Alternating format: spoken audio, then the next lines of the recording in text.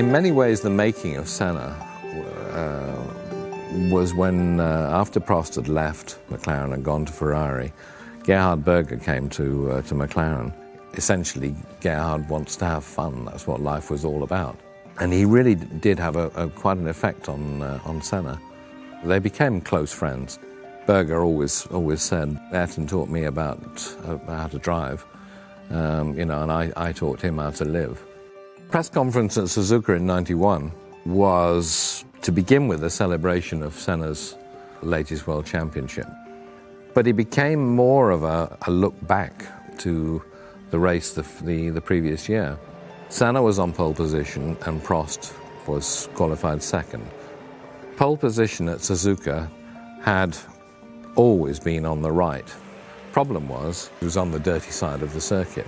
Senna had won the year before, starting from the dirty side of the circuit, but he was unhappy about it and he wanted it changed.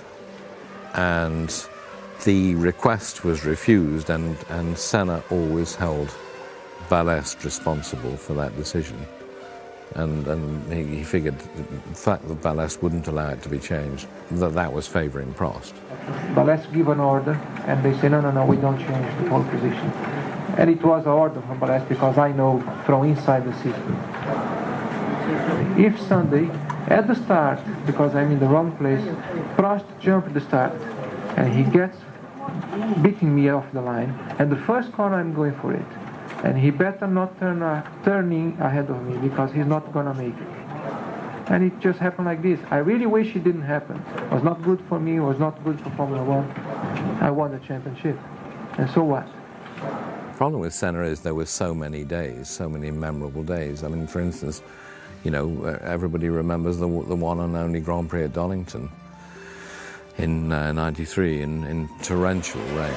Prost gets away well, so does Hill, so does Schumacher, and Wendlinger is coming up well. Senna is crowded out. I think he was 6th at the first corner and in the lead by the end of the lap.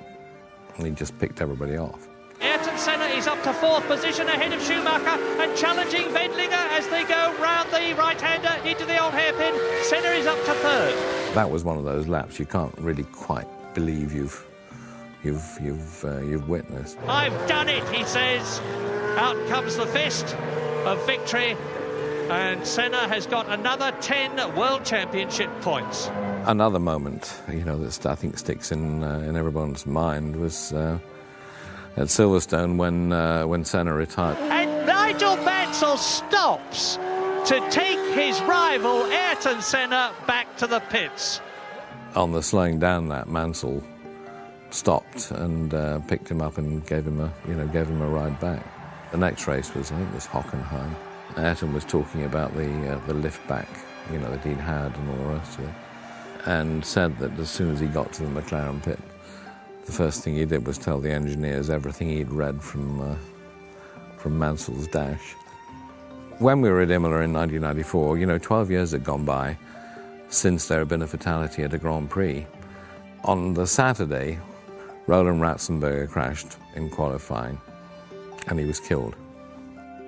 Senna was terribly, terribly upset. Professor Watkins had a long conversations with Ayrton after Ratzenberger's accident, and he did say to him at one point, Ayrton, I don't think you should race tomorrow, and I think you should think very hard about racing again, ever. That was when Senna said to him, Professor, there are some things we can't change.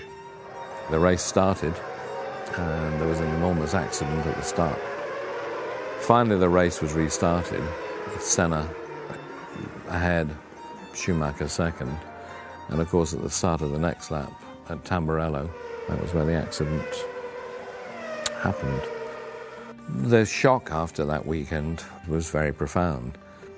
Having had no fatalities at a Grand Prix for 12 years, suddenly to have 2 in 2 days, and one of them being, the racing driver on Earth, was shattering.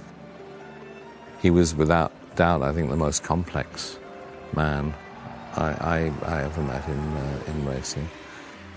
And I also think that probably those who seek to deify him are selling him short, because he was so much more interesting than, you know, a mere deity.